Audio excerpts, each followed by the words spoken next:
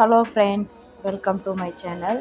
இன்றைக்கி நம்ம சேனலில் என்ன பார்க்க போகிறோன்னு பார்த்தீங்கன்னா, கில்லி பரோட்டா தான் வீட்லேயே எப்படி செய்யறதுன்னு பார்க்கலாம்.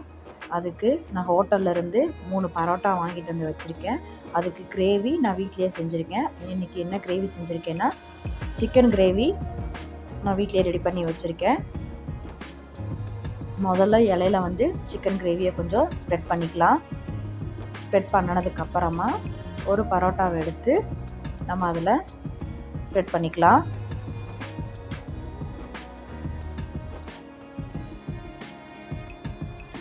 இப்போ ஒரு பரோட்டா வச்சுட்டேன். அந்த பரோட்டா மேலே மறுபடியும் மேலே சிக்கனை வந்து சிக்கன் கிரேவியும் சிக்கன் பீஸையும் நல்லா வைக்கிறேன். நல்லா பரோட்டாவில் எல்லா பக்கமும் படுற மாதிரி நல்லா கிரேவி நிறையா ஊற்றிக்கலாம்.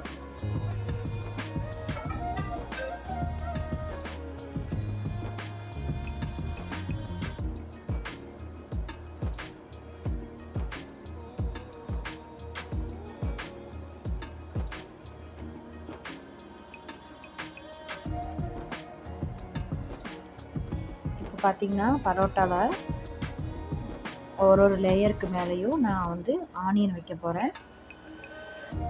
உங்கள் விருப்பப்படி என்ன விருப்பப்படுறீங்களோ அதுபடி வச்சுக்கலாம்.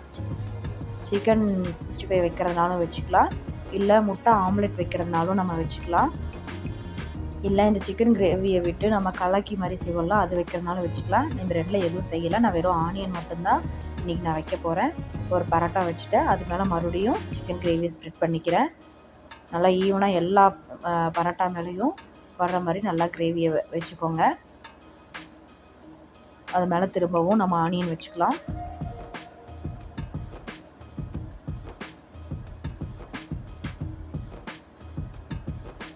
திரும்ப 3வது பரோட்டா இருக்குது, இந்த பரோட்டாவையும் அது மேலே நம்ம வச்சுக்கலாம்.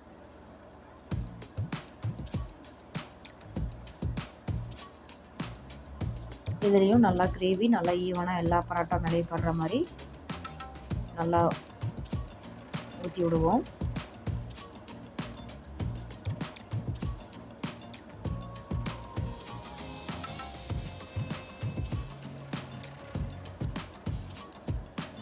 நான் இப்போது பரோட்டா எல்லாம் ரெடி பண்ணியாச்சு. அது மேலே ஆனியனும் வச்சாச்சு.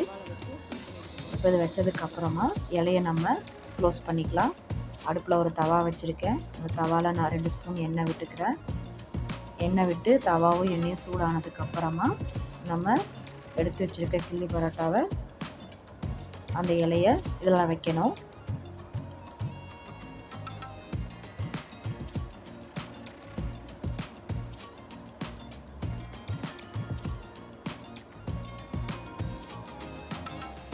இப்போ நம்ம கரெக்டாக இதில் மேலே வச்சாச்சு. இதில் நல்லா அந்த இலையோட எசன்ஸ் இறங்குற வரைக்கும் நம்ம நல்லா அதில் வேக விடணும்.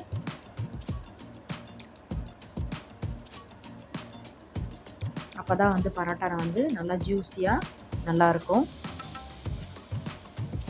அடுப்பு வந்து சிம்மில் தான் இருக்கணும், இல்லைன்னா சீக்கிரம் கருகிடும், உள்ள பரோட்டா வேகாது.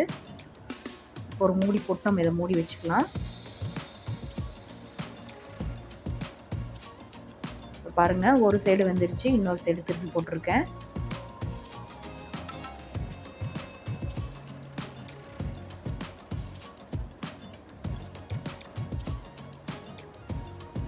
இப்போ திரும்பவும் மூடி போட்டு மூடிக்கலாம்.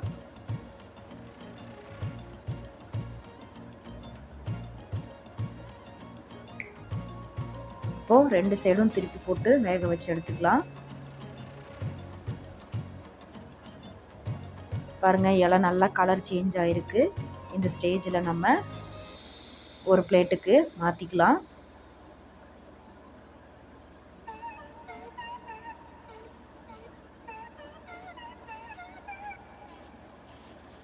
கொஞ்சம் இது சூடு ஆறணுன்னையும் நம்ம மேலே கட்டியிருக்க இந்த கயிறெல்லாம் கட் பண்ணி எடுத்துக்கலாம்.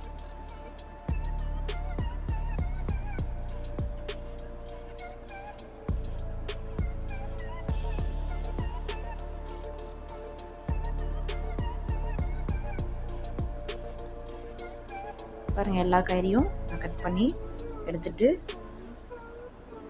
நம்ம இந்த இலையை ஓப்பன் பண்ணுவோம்.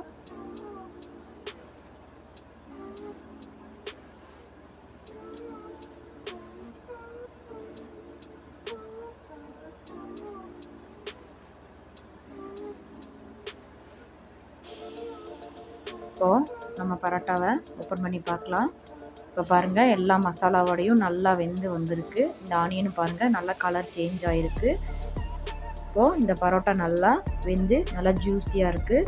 நீங்களும் இதுவே ட்ரை பண்ணி பாருங்கள். உங்களுக்கு இது ரொம்ப பிடிக்கும். தேங்க்ஸ் ஃபார் வாட்சிங்.